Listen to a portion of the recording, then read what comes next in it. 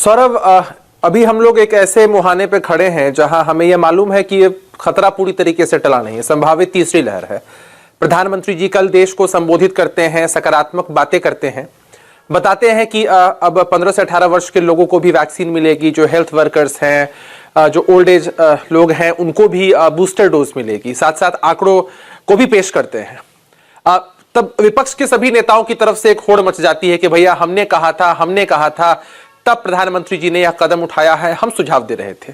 देखिए, हम मानते हैं कि कोविड का खतरा कोई पक्ष विपक्ष का भेदभाव देख करके नहीं आता है। आप लोगों ने सुझाव दिया, प्रधानमंत्री जी का विजन है, प्रधानमंत्री जी ने इस बात को माना और आज हमारे पास एक रिजल्ट है।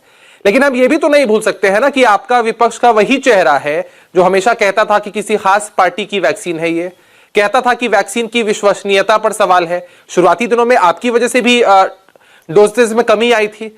आज अगर लक्ष्य हमने निर्धारित किया था, सरकार ने निर्धारित किया था, और लक्ष्य से अगर थोड़ा पीछे भी है, तो हर किसी को यह कहना चाहिए कम से कम जागरूकता के माध्यम से हम इस लक्ष्य तक पहुंच पाए हैं।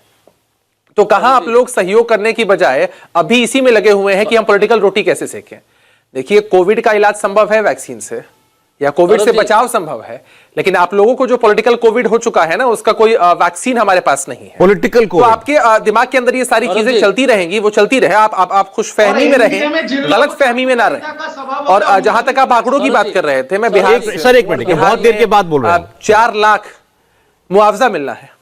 हाँ, मैं ये कह रहा था ना कि आप यहाँ मुआवजों की बात हो रही थी। बिहार पूरे देश में एकमात्र ऐसा राज्य है जहां 4 लाख रुपए मुआवजे के रूप में हर कोविड से डेथ होने वाले इंसान के परिजनों को दिया जा रहा है। सरकार अपनी तरफ से भरपूर कोशिश कर रही है और ये पूरे देश में दिख रहा है। देखिए, एक सकारात्मक विपक्ष का दायित्व होता है कि अगर सरकार से कहीं चूक होती है, कहीं कमी है, तो आप उसको उठा सकते हैं। सरकार निश्चित रूप से उन एडवाइस को कंसिडर करेगी, आगे भी बढ़ेगी। लेकिन सौरभ, ये समझने की जरूरत है कि कोविड जैसी महामारी के विषय में देश के किसी कोने को नहीं मालूम था, पूरे विश्व में किसी देश को उसकी जानकारी नहीं थी कि किस तरह से ये पूरा सिनेरियो हमारे सामने आएगा।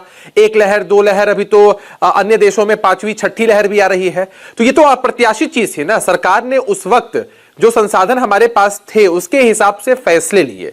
देश के प्रधानमंत्री ने नेतृत्व किया, प्रदेश के मुख्यमंत्रियों ने नेतृत्व किया, और जो फैसले सही लग रहे थे उस फैसलों से हम आगे बढ़े। अधिकांश जो फैसले थे वो सही हुए, कहीं कहीं चूक हुई, दिक्कत हुई, उसको भी रेक्टिफाई किया गया। तो भैया, अगर इस तरह का सिचुएशन हमारे सामने चला आएगा, हम अगर बुरी तरीके से फंस जाते हैं और तब अगर हम कोई स्टेप लेते हैं तो अच्छा है, तब तो आप एडवाइस के रूप में उसको देते हैं कि भाई हमने एडवाइस दिया था। देखिए, प्रधानमंत्री ने कल जो ऐलान किया है उसमें कम से कम एक अच्छी बात है कि भले कोई भी क्रेडिट ले